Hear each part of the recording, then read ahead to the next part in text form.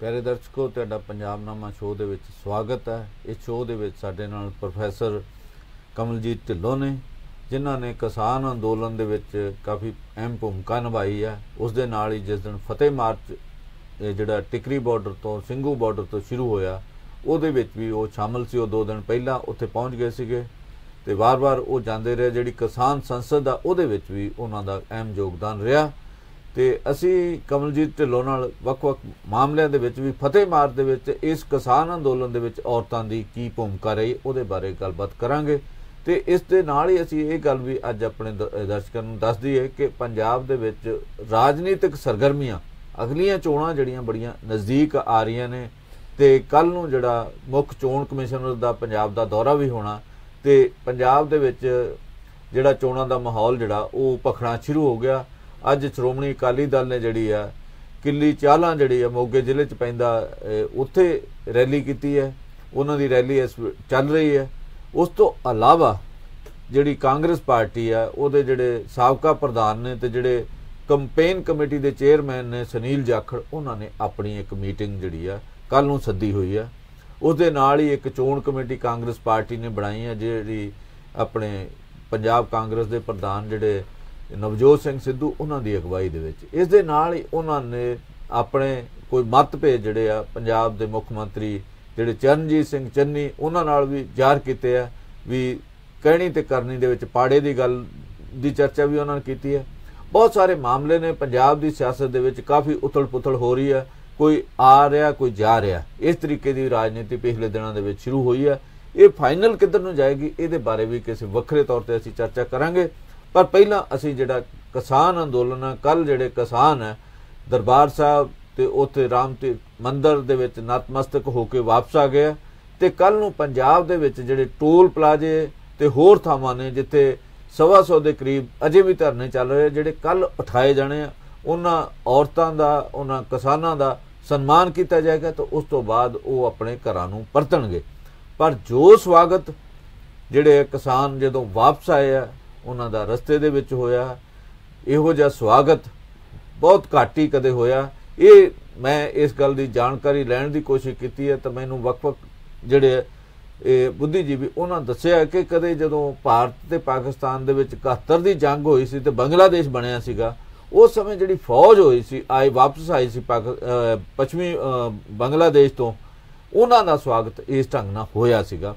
इन्ना अजे भी पंजाब दे विच स्वागत हो रहा। पंजाब दे विच हरियाणे दे विच विआह वर्गी स्थिति हैगी आ भी लोग भंगड़े पा रहे आ, बीबियां गिद्धा भंगड़ा पा रही, मतलब तरह एक वक्री तरह का एक नवेकली किस्म का पंजाब इस वेले तुहानूं नज़र आएगा। तुसीं किसे पासे भी जाओ लोग खुशी दे विच खीवे है। वो उन्हां नूं इह लग रहा कि असीं जिहड़ी प्राप्ति कीती है इहो जी प्राप्ति घट ही कदे किसी ने प्राप्त की होएगी। इस अंदोलन दियां बहुत वड्डियां प्राप्तियां ने। जो कहा जाता सी जो मोदी है तो मुमकिन है, उन्होंने जिहड़ा नामुमकिन करके जिहड़ा किसानां ने जित प्राप्त की है। 3 खेती कानून नहीं, 6 होर मंगां सी वो मनवाईआं ने। ते असीं इन्हां नाल प्रोफैसर ढिल्लों नाल गल करांगे कि इहदे विच औरतां दी शमूलीयत जिहड़ा फतेह मार्च आ उहदे विच उस शमूलीयत नूं तुसीं की देखदे हो ते फ्यूचर दे विच जिहड़ा अंदोलन दे विच इस अंदोलन दे विच औरतां ने बहुत वड्डा योगदान पाया। मैनूं लगदा कि जदों भी हुण कदे कोई अंदोलन चलेगा उहदे विच औरतां दी अहम भूमिका रहेगी। तुसीं इहदे बारे की कहना चाहुंदे जी? शुक्रिया जम्मू जी। ਇਹ ਸਾਡੇ ਸਮਿਆਂ ਦੀ ਇੱਕ ਬਹੁਤ ਵੱਡੀ ਘਟਨਾ ਹੈ, ਬਹੁਤ ਵੱਡਾ ਇਤਿਹਾਸ ਹੈ। ਇਹ ਬੜਾ ਸੰਘਰਸ਼, ਮਹਾਨ ਸੰਘਰਸ਼ ਸੀ ਜਿਹੜਾ ਸਾਡੇ ਸਮਿਆਂ 'ਚ ਵਾਪਰਿਆ ਤੇ ਅਸੀਂ ਇਸ ਦਾ ਖਾਸ ਕਰਕੇ ਮੈਂ ਆਪਣੇ ਆਪ ਨੂੰ ਸੁਭਾਗਾ ਸਮਝਦੀ ਹਾਂ ਕਿ ਮੈਂ ਇਸ ਅੰਦੋਲਨ ਦਾ ਹਿੱਸਾ ਬਣ ਸਕੀ। ਤੇ ਖਾਸ ਕਰਕੇ ਉਸ ਮਹਾਨ ਫਤਿਹ ਮਾਰਚ ਦਾ ਜਿਸ ਦਾ ਥਾਂ-ਥਾਂ ਤੇ ਜਿਸ ਤਰੀਕੇ ਦੇ ਨਾਲ ਲੋਕਾਂ ਨੇ ਅੱਖਾਂ ਵਿਛਾ ਕੇ ਤੇ ਫੁੱਲਾਂ ਦੀ ਵਰਖਾ ਕਰਕੇ ਸਾਰੇ ਉਹਨਾਂ ਕਿਸਾਨ ਜਥੇਬੰਦੀਆਂ ਦਾ ਜਿਹੜੀਆਂ ਅਗਵਾਈ ਕਰ ਰਹੀਆਂ ਸੀ ਤੇ ਖਾਸ ਕਰਕੇ ਕਿਸਾਨਾਂ ਦਾ ਜਿਹੜਾ 1 ਸਾਲ ਤੋਂ ਸਿੰਘੂ ਟਿਕਰੀ ਬਾਰਡਰ ਦੇ ਉੱਤੇ, ਕਿਉਂਕਿ ਅਸੀਂ ਉਸ ਦਾ ਹਿੱਸਾ ਸੀ ਜਿਹੜਾ ਗਾਜ਼ੀਪੁਰ ਤੇ ਸ਼ਾਹਜਹਾਂਪੁਰ ਜਿਹੜੇ ਬਾਰਡਰ ਨੇ ਉਹ यूपी ਨੂੰ ਲੱਗਦੇ ਪਏ ਆ ਜਾਂ ਸਾਡੇ ਉੱਤਰਾਖੰਡ ਦੇ ਲਈ ਆ, ਰਾਜਸਥਾਨ ਦੇ ਬਾਰਡਰ ਤੇ ਸਨ ਤੇ ਜਿਹੜੇ ਇਹ 2 ਬਾਰਡਰ ਸਨ ਇਹ ਪੰਜਾਬ ਅਤੇ ਹਰਿਆਣਾ ਦੇ ਲੋਕ ਇਹਦੇ ਉੱਤੇ ਬੈਠੇ ਹੋਏ ਸਨ। ਤੇ इस महान मार्च का जिहड़ा एक एहसास है वो बहुत देर तक तुहाडे नाल रहिंदा है। ते मैं सुबह 7 बजे तो लैके रात के 9 बजे तक अपनियां बहुत सारे जिहड़ियां किसान साथणां दे नाल गड्डी ड्राइव करके 14 घंटे की गड्डी ड्राइव की उस दिन। ते मेरा ख्याल है ये मेरी जिंदगी की सब तो लंबी ड्राइविंग सी। तां ਉਹ ਜਿਹੜਾ एहसास ਸੀ ਤੁਹਾਨੂੰ ਉਹਦੇ ਵਿੱਚ ਥਕਾਵਟ ਦਾ ਕੋਈ ਉਸ ਤਰ੍ਹਾਂ ਦਾ ਨਾਮ ਨਿਸ਼ਾਨ ਨਹੀਂ ਸੀ। ਜਦੋਂ ਅਸੀਂ ਸਿੰਘੂ ਬਾਰਡਰ ਤੋਂ ਨਿਕਲੇ ਤੇ KMP ਤੇ ਬਹੁਤ ਵੱਡਾ ਇਕੱਠ ਸੀ। ਜਿਹੜੇ ਸਾਡੇ ਦਿੱਲੀ ਦੇ ਲੋਕ ਸਨ ਉਹਨਾਂ ਨੇ ਹਰ ਤਰੀਕੇ ਦੀ ਜਿਹੜੀ ਹੈ ਫੁੱਲਾਂ ਦੀ ਵਰਖਾ ਤਾਂ ਕੀਤੀ ਫੁੱਲ ਲਿਆ ਕੇ ਢੇਰਾਂ ਦੇ ਢੇਰ ਟਰਾਲੀਆਂ ਭਰ ਕੇ ਉਹਨਾਂ ਨੇ ਰੱਖੇ ਹੋਏ ਸੀ। ਫਿਰ ਖਾਣ ਪੀਣ ਦਾ ਸਮਾਨ, ਕਿਉਂਕਿ ਪੰਜਾਬੀ ਤੇ ਜਿਹੜੇ ਮੋਰਚੇ ਦੇ ਵਿੱਚ ਵੀ ਇਹ ਗੱਲ ਸਾਬਤ ਹੋਈ ਜੰਮੂ ਜੀ ਕਿ ਇੱਕੋ ਇੱਕ ਐਸਾ ਵਿਲੱਖਣ ਜਿਹੜਾ ਸੰਘਰਸ਼ਸ਼ੀਲ ਮੋਰਚਾ ਹੈ ਜਿਸ ਨੇ ਆਪਣੇ ਆਪ ਨੂੰ ਤਾਂ ਸਰਵ ਕੀਤਾ ਲੰਗਰ ਦੇ ਰਾਹੀਂ। क्योंकि लंगर जिहड़ी सिखिज़म दे विच खास करके पंजाबियां च एक वड्डी ते महान प्रथा है जिहड़ी जात पात धर्म नस्ल तो उपर उठ के इक्को पंगत दे विच बैठ के सारियां नूं बराबर दा दर्जा दिंदी है। ते यही गल जिहड़ी है जात पात तो उपर उठ के जिहड़ी किसान मजदूर ने इकट्ठे होकर ट्रालियां दे विच एक साल ठंडां दे विच हुनाले गर्मी सियाल धुप्पां ते बरसातां नूं झल्लिया, ਉਹ ਜਿਹੜਾ ਸਬਰ ਤੇ ਸਿਦਕ ਸੀ ਉਹਦੀ ਜਿਹੜੀ ਆਖਰੀ ਸਾਡੀ ਜਿੱਤ ਸੀ ਜਿਸ ਨੂੰ ਮੋਦੀ ਨੇ ਉਹ 3 ਕਾਲੇ ਕਾਨੂੰਨ ਵਾਪਸ ਲੈ ਕੇ ਸਾਨੂੰ ਉਹ ਜਿਹੜਾ ਸੰਘਰਸ਼ ਦਾ ਜਿਹੜਾ ਹੈ ਜਿਸ ਨੂੰ ਅਸੀਂ ਕਹਿੰਦੇ ਪਹੁਲ ਜਿਹੜੀ ਅਗਲੇ ਸਮਿਆਂ ਲਈ ਵੀ ਮਿਲੀ। ਤਾਂ ਉਹ ਫਿਰ ਮਹਾਨ ਜਿਹੜਾ ਮਾਰਚ ਸੀ ਉਹ ਸ਼ੰਭੂ ਬੈਰੀਅਰ ਤੱਕ ਜਿੱਥੇ ਹਰਿਆਣਾ ਤੇ ਪੰਜਾਬ ਦਾ ਬਾਰਡਰ ਖਤਮ ਹੁੰਦਾ ਹੈ ਉੱਥੋਂ ਤੱਕ ਚੱਲਿਆ। ਤੇ ਲੋਕ ਥਾਂ ਥਾਂ ਤੇ ਜਿਸ ਤਰ੍ਹਾਂ KMP ਜਿੱਥੇ ਸਾਡਾ दिल्ली ते नाल दी नाल हरियाणा बार्डर शुरू हुंदा है, फिर करनाल ते पानीपत ते फिर छोटे कस्बियां च हर 10 किलोमीटर ते तुहाडे लई फुल्लां दी वरखा करन वालियां औरतां बहुत वड्डी गिणती दे विच जिहड़ियां सड़कां ते खड़ियां सी, मर्द सड़कां ते खड़े सन। इसे तरह ही अंबाला फिर शंभू बार्डर ते तां 2-3 घंटे लगे उस बैरीयर नूं क्रॉस करदियां। सो ये केवल उन्हां किसानां नूं गारलैंड नहीं सी कीता जा रहा, स्वागत नहीं सी कीता जा रहा, सगों ओह जिहड़े लोग खड़े सन ਉਹ भी उस जित दे हिस्सेदार सन ते ਉਹ अपने आप नूं भी सुभागे समझ रहे सन कि असीं सारिਆਂ ने रल के इस नूं फतेह कीता। मैनूं तकरीबन 1 दर्जन वार जिहड़ा ਸਿੰਘੂ गाजीपुर टिकरी बॉर्डर ते जाण दा मौका मिलिया। हर वार कुछ ना कुछ वखरा देखदे सीगे, वख-वख आगूआं नाल भी मिलण दा इंटरव्यू करन दा भी मौका मिलिया। ते ਉਹ पल भी देखे कि 26 जनवरी का दिन ते 28 जनवरी का दिन 28 जनवरी ਨੂੰ ਜਦੋਂ ਗਏ ਤਾਂ ਇੰਨੇ ਸਵਾਲ ਜਿਹੜੇ ਕਿਸਾਨਾਂ ਨੇ ਕੀਤੇ ਵੀ ਤੁਸੀਂ ਕੀ ਸੋਚਦੇ ਕਿਵੇਂ ਇਹ ਅੰਦੋਲਨ ਅੱਗੇ ਚੱਲੇਗਾ, ਕੀ ਬਣੇਗਾ। ਮਤਲਬ ਇਸ ਕਿਸਮ ਦਾ ਚਿੰਤਾ ਵਾਲਾ ਦੌਰ ਵੀ ਜਿਹੜਾ ਅਸੀਂ ਆਪਣੀ ਅੱਖੀ ਦੇਖਿਆ ਹੰਡਾਇਆ। ਮਤਲਬ ਜਿਹੜਾ ਫਤਿਹ ਮਾਰਚ ਸੀਗਾ, ਜਿਹੜੇ ਇਸ ਅੰਦੋਲਨ ਦੇ ਵਿੱਚ ਔਰਤਾਂ ਦੀ ਸ਼ਮੂਲੀਅਤ ਰਹੀ, ਔਰਤਾਂ ਨੂੰ ਮੈਨੂੰ ਇਹ ਲੱਗਦਾ ਕਿ ਇੱਕ ਜਿਹੜਾ ਸਾਡੇ ਪਿਤਰੀ ਸਮਾਜ ਦੀ ਅਸੀਂ ਗੱਲ ਕਰਦੇ ਹਾਂ ਉਹਦੇ ਵਿੱਚ ਬਰਾਬਰ ਤੇ ਆਉਣ ਦਾ ਤੇ ਬਰਾਬਰ ਤੇ ਆ ਕੇ ਆਪਣੀ ਗੱਲ ਕਹਿਣ ਦਾ ਇੱਕ ਮੌਕਾ ਮਿਲਿਆ। ਇੱਕ ਨਵੀਂ ਲੀਡਰਸ਼ਿਪ ਔਰਤਾਂ ਦੀ ਨਹੀਂ ਸਾਹਮਣੇ ਆਈ। ਬਿਲਕੁਲ ਬਿਲਕੁਲ ਮੈਂ ਕਿਉਂਕਿ ਮੈਨੂੰ ਮੈਂ ਹਰ ਮਹੀਨੇ 'ਚ ਘੱਟੋ ਘੱਟ 15 ਕੁ ਦਿਨ ਉੱਥੇ ਰਹਿੰਦੀ ਰਹੀ ਹਾਂ ਤੇ ਫਿਰ ਸ਼ਾਮ ਨੂੰ ਔਰਤਾਂ ਇਕੱਠੀਆਂ ਹੋ ਜਾਂਦੀਆਂ ਸੀ। ਟਿਕਰੀ ਬਾਰਡਰ ਦਾ ਮੇਰੇ ਕੋਲ ਜ਼ਿਆਦਾ ਵੱਡਾ ਐਕਸਪੀਰੀਅੰਸ ਹੈ, ਸਿੰਘੂ ਤੇ ਮੈਂ ਥੋੜੀ ਦੇਰ ਲਈ ਰੁਕਦੀ ਰਹੀ ਹਾਂ।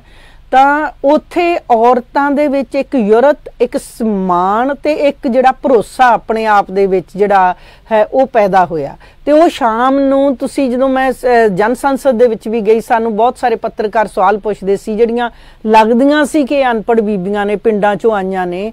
ਉਹਨਾਂ ਨੂੰ ਜਦੋਂ ਸਵਾਲ ਪੁੱਛਦੇ ਸੀ ਉਹ ਟਰਨ ਬਾਈ ਟਰਨ ਇੱਕ ਬਿੱਲ, ਦੂਸਰੇ ਬਿੱਲ, ਤੀਸਰੇ ਬਿੱਲ ਬਾਰੇ ਤਫਸੀਲ ਨਾਲ ਉਹਨਾਂ ਨੂੰ ਦੱਸਦੀਆਂ ਸੀ ਤੇ ਉਹ ਹੈਰਾਨ ਰਹਿ ਜਾਂਦੇ ਸੀ।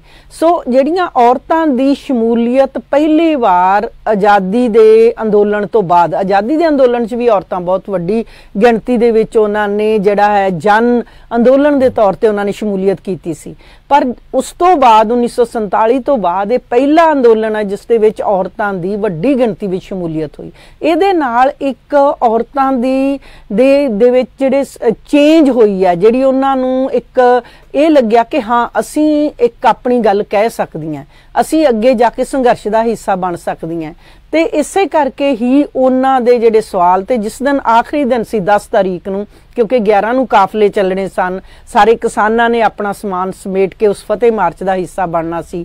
ਔਰਤਾਂ ਵੱਡੀ ਗਿਣਤੀ ਦੇ ਵਿੱਚ ਫਤਿਹ ਮਾਰਚ ਦਾ ਹਿੱਸਾ ਬਣੀਆਂ ਤੇ ਉਹ ਰਾਤ ਨੂੰ ਜਾਗੋ ਤੇ ਭੰਗੜਾ ਤੇ ਗਿੱਧਾ ਉਹ ਪਾ ਰਹੀਆਂ ਸੀ। ਤੇ ਜਾਗੋ ਦੇ ਵਿੱਚ ਉਹਨਾਂ ਨੇ ਇੱਕ ਨਵੇਂ ਗੀਤ ਸਿਰਜੇ ਜਿਹੜੇ ਕਿ ਮੋਦੀ ਦੀ ਬੇਇਨਸਾਫੀ ਦੇ ਜਿਹੜਾ ਖਿਲਾਫ ਸਨ ਤੇ ਸਾਡੇ ਹੱਕ ਸੱਚ ਤੇ ਸੰਘਰਸ਼ ਦੀ ਜਿੱਤ ਦੇ ਵਿੱਚ ਵਿਸ਼ਵਾਸ ਪ੍ਰਗਟ ਕਰਦੇ ਗੀਤ ਸਨ।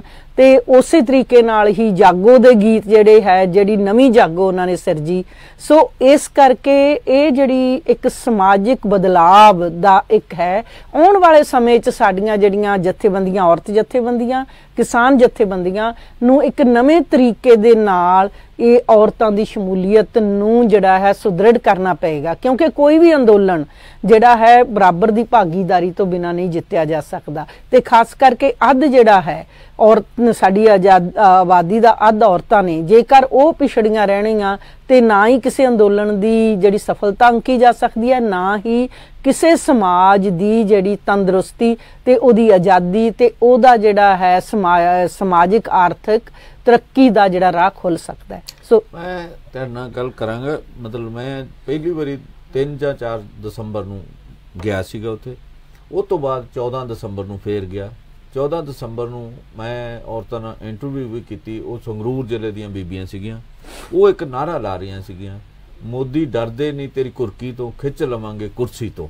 ਮਤਲਬ ਹੋਰ ਬਹੁਤ ਸਾਰੇ ਸਵਾਲ ਆਏ। ਮਤਲਬ ਇਹ ਇੱਕ ਨਾਰਾ ਵੱਖਰੀ ਕਿਸਮ ਦਾ ਸੀਗਾ। ਜਿਹੜੇ ਤੋਂ ਉਹਨਾਂ ਔਰਤਾਂ ਨਾਲ ਗੱਲ ਕੀਤੀ, ਉਹ ਉਹਨਾਂ ਨੂੰ ਪੁੱਛਿਆ ਵੀ ਤੁਹਾਨੂੰ ਘਰ ਦੀ ਯਾਦ ਨਹੀਂ ਆਉਂਦੀ, ਪਿੱਛੇ ਨਹੀਂ ਫੋਨ ਆਉਂਦੇ? ਉਹ ਕਹਿੰਦੇ ਵੀ ਫੋਨ ਆਉਂਦੇ ਆ, ਸਾਰਾ ਕੁਝ ਹੁੰਦਾ, ਪਰ ਅਸੀਂ ਘਰਦਿਆਂ ਨੂੰ ਇਹ ਕਿਹਾ ਵੀ ਜਾਂ ਜਿੱਤ ਕੇ ਆਵਾਂਗੇ ਜਾਂ ਮਰ ਕੇ ਆਵਾਂਗੇ। ਮਤਲਬ ਦੋ ਹੀ ਹਾਲਤਾਂ ਦੇ ਵਿੱਚ ਵਾਪਸ ਆਵਾਂਗੇ।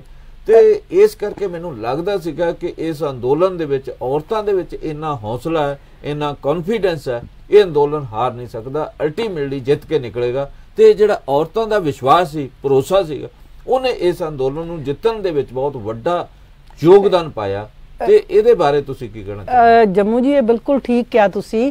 ਔਰਤਾਂ ਦਾ ਘਰ ਦੇ ਵਿੱਚੋਂ ਨਿਕਲਣਾ, ਜਿਵੇਂ ਕਿ ਸਾਡੇ ਸਮਾਜਿਕ ਰਹਿਤਲ ਦੇ ਵਿੱਚ ਹੈ, ਔਰਤਾਂ ਘਰ ਦੇ ਨਾਲ, ਚੁੱਲ੍ਹੇ ਨਾਲ, ਬੱਚਿਆਂ ਨਾਲ, ਪਰਿਵਾਰ ਦੀ ਵੱਡੀ ਜ਼ਿੰਮੇਵਾਰੀ ਨਾਲ ਵੱਜੀਆਂ ਹੁੰਦੀਆਂ। ਤੇ ਇਸੇ ਕਰਕੇ ਹੀ ਬਹੁਤੀ ਵਾਰੀ ਇਹ ਹੁੰਦਾ ਕਿ ਔਰਤਾਂ ਦੀ ਜਿਹੜੀ ਇੱਕ ਐਜੂਕੇਸ਼ਨ ਹੈ, ਖਾਸ ਕਰਕੇ ਇੱਕ ਜਿਹੜਾ ਓਵਰਆਲ ਜਿਹੜਾ ਇੱਕ ਵਿਊ, ਵਰਲਡ ਵਿਊ ਹੁੰਦਾ, ਉਹਨਾਂ ਦਾ ਪਿਛੜ ਜਾਂਦਾ ਹੈ, ਕਿਉਂਕਿ ਉਹ ਘਰਾਂ ਤੋਂ ਬਾਹਰ ਨਹੀਂ ਨਿਕਲਦੀਆਂ। ਉਹ ਇੱਕ ਜਿਹੜਾ ਉਹਨਾਂ ਦਾ ਇੱਕ ਛੋਟਾ ਚੁਗਿਰਦਾ ਹੈ, ਘਰ ਦੀ ਚਾਰਦੀਵਾਰੀ ਦੇ ਅੰਦਰ ਹੀ ਉਹ ਰਹਿੰਦੀਆਂ। ਤੇ ਉਹਨਾਂ ਦੇ ਐਕਸਪੀਰੀਅੰਸ ਜਿਹੜੇ ਹੈ, ਵੱਡੀ ਗਿਣਤੀ ਦੀਆਂ ਔਰਤਾਂ ਦੇ ਐਕਸਪੀਰੀਅੰਸ ਬਹੁਤ ਵਡੇਰੇ ਨਹੀਂ ਹੁੰਦੇ। ਪਰ ਇਹ ਪਹਿਲੀ ਵਾਰੀ ਹੋਇਆ ਕਿ ਔਰਤਾਂ ਆਪਣੇ ਚੁੱਲ੍ਹੇ ਚੌਂਕੇ ਘਰ ਦੀ ਜ਼ਿੰਮੇਵਾਰੀ ਨੂੰ ਛੱਡ ਕੇ ਉਹਦੀ ਜ਼ਿੰਮੇਵਾਰੀ ਨਾਲ ਗੁਆਂਢੀਆਂ ਨੂੰ ਜਾਂ ਆਪਣੇ ਪਤੀਆਂ ਨੂੰ, ਪੁੱਤਰਾਂ ਨੂੰ ਸੌਂਪ ਕੇ ਵੀ ਉਹ ਆਈਆਂ। ਉਹਨਾਂ ਨੇ ਕਿਹਾ ਕਿ ਨਹੀਂ, ਪਹਿਲੇ ਫੇਸ ਦੇ ਵਿੱਚ ਇਹ ਜਿਹੜਾ ਮੋਰਚਾ ਸੀ, ਇਹਦੇ ਬਾਰੇ ਸਾਨੂੰ ਵੱਡੇ ਪੱਧਰ ਤੇ ਇਹਨੂੰ ਰਿਵਿਊ ਕਰਨਾ ਪਏਗਾ ਕਿ ਔਰਤਾਂ ਦੇ ਪੁਆਇੰਟ ਆਫ ਵਿਊ ਨਾਲ, ਫੇਸ ਸਮੁੱਚੇ ਮੋਰਚੇ ਦੇ ਪੁਆਇੰਟ ਆਫ ਵਿਊ ਨਾਲ। ਪਹਿਲੀ ਫੇਸ ਦੇ ਵਿੱਚ ਔਰਤਾਂ ਘੱਟ ਨਿਕਲੀਆਂ, ਪਹਿਲੇ ਦਿਨ ਆਈਆਂ ਤਾਂ ਸਹੀ, ਪਰ ਜਿੰਨੀ ਵੱਡੀ ਗਿਣਤੀ ਦੇ ਵਿੱਚ ਦਸੰਬਰ ਦੇ ਵਿੱਚ 15 ਦਸੰਬਰ ਤੋਂ ਬਾਅਦ, 15 ਦਸੰਬਰ 2020 ਤੋਂ ਬਾਅਦ ਆਉਣੀਆਂ ਸ਼ੁਰੂ ਹੋਈਆਂ, ਉਹ ਬਹੁਤ ਵੱਡੀ ਸੀ। ਉਹਨਾਂ ਨੇ ਘਰਾਂ ਦੇ ਵਿੱਚ ਆਪਣੀ ਇੱਕ ਗੱਲ ਕਰਕੇ ਕਿ ਨਹੀਂ, ਜੇ ਤੁਸੀਂ ਜਾਣਾ ਹੈ, ਤੁਹਾਡੇ ਪਿੱਛੋਂ ਸੀ ਘਰ ਸਾਂਭਦੀਆਂ ਤੇ ਸਾਡਾ ਵੀ ਹੱਕ ਹੈ ਮੋਰਚੇ 'ਚ ਜਾਣਾ। ਤੇ ਹਾਲਾਂਕਿ ਜਿਹੜੀ ਸਾਡੀ ਅਸਲੀਅਤ ਇਹ ਹੈ ਕਿ ਔਰਤਾਂ ਨੂੰ ਇੱਕ ਦਿਨ ਲਈ ਵੀ ਘਰ ਛੱਡਣਾ ਬੜਾ ਮੁਸ਼ਕਲ ਹੁੰਦਾ ਹੈ। ਉਹ ਘਰ ਕਈ ਵਾਰੀ ਜੇ ਕਿਸੇ ਕੰਮ ਲਈ ਜਾਂਦੀਆਂ ਵੀ ਤੇ ਘਰ ਦਾ ਫਿਕਰ ਕਰਦੀਆਂ ਨੇ, ਪਰ ਇਸ ਦੇ ਬਾਵਜੂਦ ਔਰਤਾਂ ਉੱਥੇ 10 ਦਿਨ, ਹਫ਼ਤਾ ਰਹਿ ਕੇ ਫਿਰ ਜਿਹੜਾ ਹੈ ਉਹ ਵਾਪਸ ਜਾਂਦੀਆਂ ਰਹੀਆਂ। ਇੱਕ ਮੈਂ ਤੁਹਾਨੂੰ ਹੋਰ ਐਕਸਪੀਰੀਅੰਸ ਦੱਸਾਂ ਕਿ ਮਾਨਸਾ ਤੋਂ ਸੁਬਾਹ 7 ਵਜੇ ਜਿਹੜੀ ਟ੍ਰੇਨ ਚੱਲਦੀ ਹੈ, ਗੱਡੀ ਚੱਲਦੀ ਹੈ, ਬਹੁਤੀਆਂ ਔਰਤਾਂ ਕੀ ਕਰਦੀਆਂ ਸਨ ਕਿ ਉਹ ਸਵੇਰੇ 7 ਤੜਕੇ, ਮੈਂ 2-3 ਔਰਤਾਂ ਨਾਲ ਮੁਲਾਕਾਤ ਕੀਤੀ, ਇੰਟਰਵਿਊ ਕੀਤਾ। ਉਹਨਾਂ ਨੇ ਕਿਹਾ ਕਿ ਅਸੀਂ 4 ਵਜੇ ਉੱਠਦੀਆਂ ਤੇ ਉੱਠ ਕੇ ਸਾਰੇ ਘਰ ਦੀ ਰੋਟੀ ਪਾਣੀ ਬਣਾ ਕੇ, ਸ਼ਾਮ ਤੱਕ ਦੀ ਰੋਟੀ ਪਾਣੀ ਬਣਾ ਕੇ ਅਸੀਂ 7 ਵਜੇ ਗੱਡੀ ਲੈ ਲੈਣੀ ਹੈ ਤੇ ਸ਼ਾਮ ਨੂੰ 5 ਵਜੇ ਫਿਰ ਉੱਥੋਂ ਬਹਾਦਰਗੜ੍ਹ, ਜਿੱਥੇ ਸਾਡਾ ਟਿਕਰੀ ਮੋਰਚਾ ਲੱਗਿਆ ਹੋਇਆ ਹੈ, ਉੱਥੋਂ 5 ਵਜੇ ਫਿਰ ਟ੍ਰੇਨ ਚੱਲਦੀ ਹੈ। ਉਹ ਸਾਰਾ ਦਿਨ ਜਿਹੜੀ ਸਾਡੀ ਸਟੇਜ ਤੋਂ ਪ੍ਰੋਗਰਾਮ ਚੱਲਦੇ, ਉਹਨਾਂ 'ਚ ਸ਼ਮੂਲੀਅਤ ਕਰਕੇ ਉੱਥੇ ਬੈਠ ਕੇ 5 ਵਜੇ ਟ੍ਰੇਨ ਲੈ ਕੇ 8 ਵਜੇ, 8:30 ਵਜੇ ਮਾਨਸਾ ਫਿਰ ਪਹੁੰਚਦੀਆਂ। ਤੇ ਇਸ ਤਰੀਕੇ ਦੇ ਨਾਲ ਕਈ ਔਰਤਾਂ ਕਈ ਦਿਨ ਇਸੇ ਤਰੀਕੇ ਨਾਲ ਆਉਂਦੀਆਂ ਰਹੀਆਂ। ਇਹ ਉਹਨਾਂ ਦਾ ਇੱਕ ਦ੍ਰਿੜ ਵਿਸ਼ਵਾਸ ਸੀ ਕਿ ਸਾਡੀ ਸ਼ਮੂਲੀਅਤ ਵੀ ਇਸ ਮੋਰਚੇ ਵਿੱਚ ਹੋਣੀ ਚਾਹੀਦੀ ਹੈ। ਸੋ ਇਹ ਸਾਰੀਆਂ ਚੀਜ਼ਾਂ ਜਿਹੜੀਆਂ ਹੈ ਇਹ ਔਰਤਾਂ ਦੇ ਵਿੱਚ ਉਹਨਾਂ ਨੇ ਇੱਕ ਵਿਸ਼ਵਾਸ ਪੈਦਾ ਕੀਤਾ। ਈਵਨ ਕਿ ਇੱਕ ਔਰਤ ਮੈਨੂੰ ਮਿਲੀ ਜਿਹੜੀ ਬਹੁਤ ਪਹਿਲੇ ਸਮੇਂ ਦੇ ਵਿੱਚ ਸੀ, ਮੈਂ ਉਹਨੂੰ ਇੰਟਰਵਿਊ ਕੀਤਾ ਸੀ। ਉਹ ਪਹਿਲੇ ਜਦੋਂ ਸਾਡਾ ਮੋਰਚਾ ਸ਼ੁਰੂ ਹੋਇਆ ਪਹਿਲੇ ਹਫਤੇ ਹੀ ਜਿਹੜਾ ਦਸੰਬਰ 2020 ਦੇ ਪਹਿਲੇ ਹਫਤੇ ਆਪਣੇ ਝੋਲੇ ਦੇ ਵਿੱਚ ਆਪਣਾ ਖੱਫਣ ਪਾ ਕੇ ਤੇ ਨਾਲ ਉਹ ਜਿਹੜਾ ਜਿਹਨੂੰ ਅਸੀਂ ਕੋਰਾ ਸੂਟ ਕਹਿੰਦੇ ਆ, ਕਹਿੰਦੀ ਜੇ ਮੈਂ ਇੱਥੇ ਮੇਰੀ ਮੌਤ ਹੋ ਗਈ ਮੋਰਚੇ ਤੇ ਮੇਰੇ ਕੋਰਾ ਸੂਟ ਜਿਹੜਾ ਹੈ ਜਿਹੜਾ ਨਾ ਪਾਇਆ ਹੋਵੇ ਵਿਸ਼ਵਾਸ ਹੈ। ਉਹਨੂੰ ਲੈ ਕੇ ਝੋਲਿਆਂ ਦੇ ਵਿੱਚ ਉਹ ਤੁਰੀ ਨਾਲ ਤੇ ਥੋੜੇ ਦੇਰ ਬਾਅਦ ਉਸ ਦੀ ਮੌਤ ਹੋਈ ਘਰ ਦੇ ਵਿੱਚ ਜਾ ਕੇ। ਲੇਕਿਨ ਇਸ ਤਰ੍ਹਾਂ ਦਾ ਜਜ਼ਬਾ, ਇਸ ਤਰ੍ਹਾਂ ਦੀ ਕੁਰਬਾਨੀ ਕਿ ਆਪਣੇ ਆਪ ਨੂੰ ਸੀਸ ਤਲੀ ਤੇ ਧਰ ਕੇ ਜਿਹੜਾ ਹੈ ਉਹ ਮੋਰਚੇ ਦੇ ਵਿੱਚ ਆਈਆਂ ਔਰਤਾਂ, ਉਹਨਾਂ ਦੀ ਸ਼ਮੂਲੀਅਤ ਜਿਹੜੀ ਤੋਂ ਬਿਨਾਂ ਮੋਰਚਾ ਨਹੀਂ ਸੀ ਜਿੱਤਿਆ ਜਾ ਸਕਦਾ। ਕਿਉਂਕਿ ਇਹ ਗੱਲ ਕਿਉਂਕਿ ਮੋਦੀ ਸਰਕਾਰ ਨੇ ਥਰੂ ਜਿਹੜਾ ਹੈ ਆਪਣਾ ਸੁਪਰੀਮ ਕੋਰਟ ਇਹ ਕਹੀ ਕਿ ਬੱਚਿਆਂ ਨੂੰ ਤੇ ਔਰਤਾਂ ਨੂੰ ਤੁਸੀਂ ਵਾਪਸ ਭੇਜ ਦਿਓ, ਪਰ ਉਹਨੂੰ ਇਹ ਨਹੀਂ ਸੀ ਪਤਾ ਕਿਉਂਕਿ ਮੈਂ ਇਹ ਗੱਲ ਸਾਡੀ ਬਾਰ-ਬਾਰ ਆਉਂਦੀ ਹੈ ਭਾਵੇਂ ਕਿ ਮੋਰਚਾ ਸਮੁੱਚੇ ਹਿੰਦੁਸਤਾਨ ਦਾ ਮੋਰਚਾ ਬਣ ਗਿਆ ਸੀ ਜਿਹੜਾ ਹੈ ਦਸੰਬਰ ਤੋਂ ਬਾਅਦ। ਯੂਪੀ ਦੀ, ਉੱਤਰਾਖੰਡ ਦੀ ਤੇ ਜਿਹੜਾ ਸਾਡਾ ਹਰਿਆਣਾ ਹੈ ਉਹਦੀ ਵੱਡੀ ਭੂਮਿਕਾ ਸੀ। ਉਹ ਇਹੀ ਕਹਿੰਦੇ ਰਹੇ ਕਿ ਅਸੀਂ ਛੋਟੇ ਭਰਾ, ਪਰ ਨਾਲ ਦੀ ਨਾਲ ਸਾਨੂੰ ਇਹ ਗੱਲ ਜ਼ਰੂਰ ਸਵੀਕਾਰ ਕਰਨੀ ਚਾਹੀਦੀ ਹੈ ਕਿ ਪੰਜਾਬ ਦੀ ਬਹੁਤ ਵੱਡੀ ਭੂਮਿਕਾ ਰਹੀ ਤੇ ਇਸ ਪੰਜਾਬ ਦੀ ਭੂਮਿਕਾ ਨੇ ਹੀ ਮੋਰਚੇ ਨੂੰ ਇੱਕ ਵੱਡਾ ਆਧਾਰ ਪ੍ਰਦਾਨ ਕੀਤਾ, ਜਿਸ ਦੇ ਵਿੱਚ ਲੰਗਰ ਸੀ, ਜਿਸ ਦੇ ਵਿੱਚ ਈਵਨ ਕਿ ਉੱਥੇ ਲਾਇਬ੍ਰੇਰੀਆਂ ਬਣਾਈਆਂ ਗਈਆਂ, ਉੱਥੇ ਜਿਹੜਾ ਆਪਣੇ ਜਿਹੜਾ ਹੈ ਉਹਨਾਂ ਨੇ ਬਾਗ ਵੀ ਲਾਏ, ਬਗੀਚੇ ਵੀ ਲਾਏ। ਜਦੋਂ ਹੁਣ ਪੁੱਟ ਰਹੇ ਸਨ ਮੋਰਚਾ 10 ਤਾਰੀਖ ਨੂੰ ਮੈਂ ਉੱਥੇ ਹੀ ਸੀ ਕਿਉਂਕਿ ਮੈਂ ਜਿਹੜਾ 26 ਤਰੀਕ ਤੋਂ 26 ਜਿਹੜਾ ਜਦੋਂ 1 ਸਾਲ ਪੂਰਾ ਹੋਇਆ ਉਸ ਦੇ ਜਸ਼ਨਾਂ ਦੇ ਵਿੱਚ ਵੀ ਸੀ 1 ਸਾਲ ਦੇ। ਤਾਂ ਉੱਥੇ 10 ਤਰੀਕ ਨੂੰ ਜਦੋਂ ਮੋਰਚੇ ਪੱਟਣੇ ਸ਼ੁਰੂ ਹੋਏ ਉਹ ਇਸ ਤਰ੍ਹਾਂ ਲੱਗ ਰਿਹਾ ਸੀ ਜਿਵੇਂ ਇੱਕ ਪਿੰਡ ਉੱਜੜ ਰਿਹਾ ਹੋਏ, ਜਿਵੇਂ ਇੱਕ ਪਿੰਡ ਕਿਧਰੇ ਜਾ ਕੇ ਪ੍ਰਸਥਾਨ ਕਰ ਰਿਹਾ ਹੋਏ। ਕਿਉਂਕਿ ਇਹ ਪੰਜਾਬੀ ਸਨ ਜਿਨ੍ਹਾਂ ਨੇ ਡੈਸ਼ਨ ਟੀਨੇ ਵੀ ਲਗਾਏ, ਏਸੀ ਵੀ ਲਗਾ ਲਏ, ਪੱਖੇ ਵੀ ਲਗਾਏ ਤੇ ਪਾਣੀ ਗਰਮ ਕਰਨ ਦੇ ਇੱਕ ਜਿਹੜੇ ਗੀਜ਼ਰ ਵੀ ਲਗਾਏ।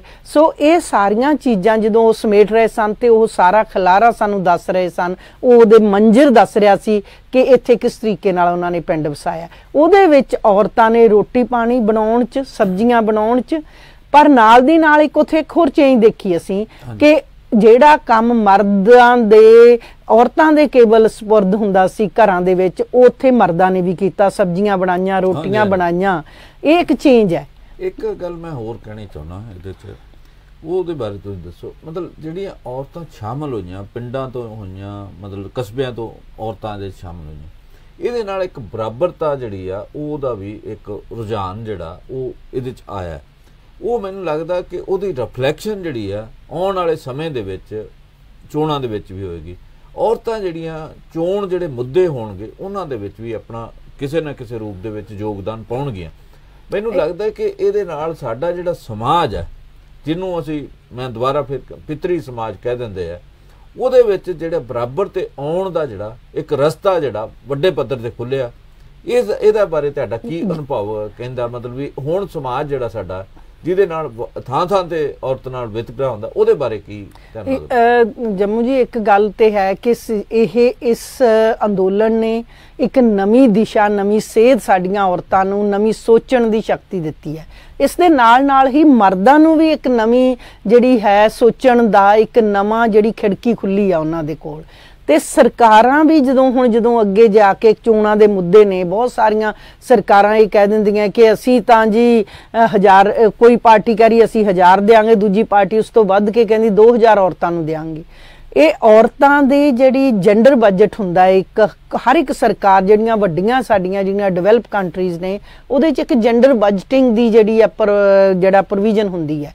ਤਾਂ ਉੱਥੇ ਔਰਤਾਂ ਦੀ ਜਿਹੜੀ ਸੁਰੱਖਿਆ, ਸਿਹਤ ਤੇ ਸਿੱਖਿਆ ਨੂੰ ਆਧਾਰ ਬਣਾ ਕੇ ਜਿਹੜੀਆਂ ਇਹ ਸਰਕਾਰਾਂ ਨੂੰ ਬਜਟ ਬਣਾਉਣੇ ਪੈਣਗੇ। ਔਰਤਾਂ ਨੂੰ ਹੁਣ ਇਗਨੋਰ ਨਹੀਂ ਕੀਤਾ ਜਾ ਸਕਦਾ। ਔਰਤਾਂ ਦੀ ਭਾਗੀਦਾਰੀ ਜਿਹੜੀ ਅੰਦੋਲਨ ਦੇ ਵਿੱਚ ਤੇ ਖਾਸ ਕਰਕੇ ਸਮਾਜ ਦੇ ਵਿੱਚ, ਉਹਨੂੰ ਵਿਸ਼ੇਸ਼ ਤੌਰ ਤੇ ਅੰਕ ਕੇ ਤੇ ਉਹਨਾਂ ਲਈ ਤੁਹਾਨੂੰ ਉਚੇਚੇ ਯਤਨ ਕਰਨੇ ਪੈਣਗੇ। ਨਹੀਂ ਤੇ ਔਰਤਾਂ ਜਿਹੜੀਆਂ ਹੈ ਹੁਣ ਇੰਨਾ ਕੁ ਉਹਨਾਂ ਦੇ ਵਿੱਚ ਇੱਕ ਭਰੋਸਾ ਆਇਆ ਕਿ ਉਹ ਆਪਣੇ ਹੱਕਾਂ ਲਈ ਅੱਗੇ ਖੜੀਆਂ ਹੋਣਗੀਆਂ।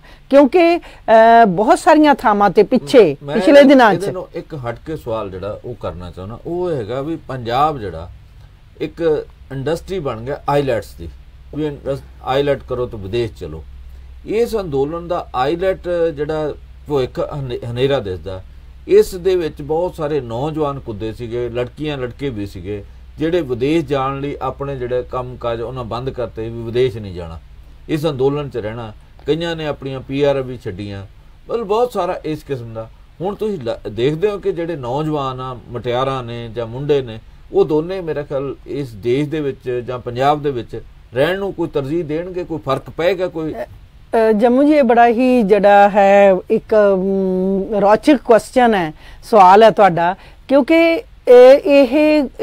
ਇਹਦੇ ਲਈ ਸੋਚਣ ਲਈ ਤਾਂ ਮਜਬੂਰ ਹੁੰਦੀ ਹੈ ਸਾਡੀ ਨੌਜਵਾਨ ਪੀੜ੍ਹੀ ਔਰਤਾਂ ਤੇ ਦੂਸਰਾ ਸਾਡਾ ਜਿਹੜਾ ਸਮੁੱਚਾ ਭਾਈਚਾਰਾ ਹੈ। ਪਰ ਇਹਦੇ ਲਈ ਸਰਕਾਰਾਂ ਜੇਕਰ ਸ਼ਾਰਟ ਟਰਮ ਤੇ ਲੌਂਗ ਟਰਮ ਪਲੈਨਿੰਗ ਜਿਹੜੀਆਂ ਨਹੀਂ ਬਣਾਉਂਦੀਆਂ ਔਰਤਾਂ ਦੀ ਰੁਜ਼ਗਾਰ ਲਈ ਸਾਡੇ ਨੌਜਵਾਨਾਂ ਦੇ ਰੁਜ਼ਗਾਰ ਲਈ ਸਾਡੀਆਂ ਉਹ ਕਿਸ ਤਰੀਕੇ ਦੇ ਨਾਲ ਇੱਥੇ ਉਹਨਾਂ ਦੀ ਐਜੂਕੇਸ਼ਨ ਹੋਏ ਤੇ ਜੇਕਰ ਕਿਉਂਕਿ ਸਾਡੇ ਪਿਛਲੇ ਸਮੇਂ ਦੇ ਵਿੱਚ ਪੰਜਾਬ ਦੇ ਵਿੱਚ ਰਹਿਣ ਦੇ ਵਿੱਚੋਂ ਹੀ ਸਾਡੇ ਨੌਜਵਾਨਾਂ ਦਾ ਵਿਸ਼ਵਾਸ ਖਤਮ ਹੋਇਆ ਕਿਉਂਕਿ ਉਹ ਚਾਹੁੰਦੇ ਸੀ ਕਿ ਜਿਹੜਾ ਛੋਟਾ ਤੋਂ ਛੋਟਾ ਜਿਹੜਾ ਕਿਸਾਨ ਹੈ ਜਾਂ ਛੋਟਾ ਸਾਡਾ परिवार है वह भी चाहता सी कि असी कर्जा लैके भी बच्चे नूं बाहर भेज दईए। पर हुण जिहड़ा है उन्होंने ये लग्या कि नहीं असी इत्थे एक अपना जिहड़ा तंदुरुस्त समाज अपना जिहड़ा आर्थिक संपन्न समाज सिर सकते हैं। पर इहदे लई सरकारां दा बहुत वड्डा योगदान सरकारां दी वड्डी भूमिका रहेगी कि वो ये सारे बदलाव नूं की टर्न दूसरा उन्होंने कोई टर्न दिंदियां कि नहीं उसनूं जिहड़ा है अगे साडे आर्थिक समाजिक ते जिहड़ा है उस बदलाव दे लई कुछ कोशिशां करदियां कुछ प्रोग्राम बनाउंदियां कि नहीं। आउण वालियां हुण 2-3 महीने रह गए ने इलैक्शनां दे विच सारियां पार्टियां जिहड़ियां ने वो बड़े वड्डे जुमले जिस तरह के कोई कहंदा 1000 दे दियांगा कोई कहंदा 2000 औरतां नूं दे दियांगा। गल पंजाब जिहड़ा है पंजाब ने सिद्ध कर दिता है मोर्चे च कि ਉਹ ਆਪਣੇ ਆਪ ਨੂੰ ਵੀ ਪਾਲ ਸਕਦਾ ਹੈ ਤੇ ਜਿੰਨੇ ਉੱਥੇ ਇੰਡਸਟਰੀਅਲ ਵਰਕਰ ਸਨ ਉਹ ਸਾਰੇ ਹੀ ਉਸ ਮੋਰਚੇ ਦੇ ਵਿੱਚ ਜਿਹੜਾ 20 ਕਿਲੋਮੀਟਰ 'ਚ ਫੈਲਿਆ ਹੋਇਆ ਮੋਰਚਾ ਸੀ ਉੱਥੇ 20 ਕਿਲੋਮੀਟਰ ਦੀ ਇੰਡਸਟਰੀਅਲ ਵਰਕਰ ਵੀ ਉੱਥੇ ਹਰ ਰੋਜ਼ ਖਾ ਕੇ ਜਾਂਦਾ ਸੀ।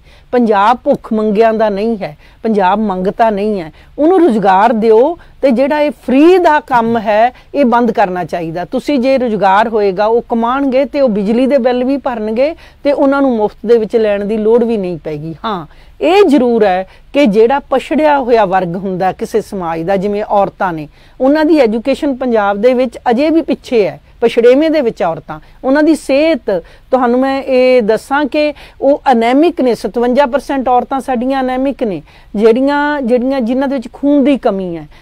ਫਿਰ ਸਾਡੀਆਂ ਸਿੱਖਿਆ ਦੇ ਵਿੱਚ ਪਿੱਛੇ ਨੇ ਔਰਤਾਂ।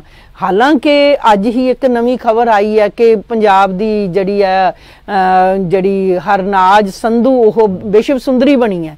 ਪਰ ਇਹ ਕੁਝ ਇੱਕ ਉਦਾਹਰਨਾਂ ਤਾਂ ਹੋ ਸਕਦੀਆਂ ਪਰ ਸਮਾਜ ਉਦੋਂ ਹੀ ਤਰੱਕੀ ਕਰਦਾ ਜਦੋਂ ਸਮੁੱਚਾ ਤੇ ਬਹੁ ਗਿਣਤੀ ਸਮਾਜ ਦੀ ਜਿਹੜੀ ਸਿਹਤ ਤੇ ਜਿਹੜੀ ਸਿਹਤ ਤੰਦਰੁਸਤ ਹੋਏਗੀ ਜੇ ਸਿਹਤ ਅੱਛੀ ਹੋਏਗੀ ਨੌਜਵਾਨਾਂ ਦੀ ਤਾਂ ਉਹ ਅੱਗੇ ਕੰਮ ਵੀ ਕਰ ਸਕਣਗੇ। ਇਹਦੇ ਲਈ ਸਰਕਾਰਾਂ ਆਉਣ ਵਾਲੀਆਂ ਸਰਕਾਰਾਂ ਕੀ ਪ੍ਰੋਗਰਾਮ ਦਿੰਦੀਆਂ ਪਾਰਟੀਆਂ ਕੀ ਪ੍ਰੋਗਰਾਮ ਦਿੰਦੀਆਂ ਇਹਦੇ ਨਾਲ ਪਰ ਨਾਲ ਹੁਣ ਇਹ ਹੈ ਕਿ ਜੇ ਸਰਕਾਰਾਂ ਹੁਣ ਨਹੀਂ ਕੁਛ ਕਰਨੀਆਂ ਤੇ ਲੋਕਾਂ ਨੂੰ ਤੇ ਖਾਸ ਕਰਕੇ ਔਰਤਾਂ ਨੂੰ ਮੈਂ ਤੁਹਾਨੂੰ ਦੱਸਾਂ ਕਿ ਬਹੁਤ ਸਾਰੇ ਪਿੰਡਾਂ ਦੇ ਵਿੱਚ ਔਰਤਾਂ ਨੇ ਇਕੱਠੀਆਂ ਹੋ ਕੇ ਪੋਲੀਟੀਕਲ ਪਾਰਟੀਆਂ ਦੇ ਬੰਦਿਆਂ ਨੂੰ ਘੇਰਿਆ ਕਿ ਤੁਸੀਂ ਆਹ ਕਹਿੰਦੇ ਸੀ ਤੇ ਹੁਣ ਦੱਸੋ ਕਿਵੇਂ ਇੱਥੇ ਆਏ ਹੋ।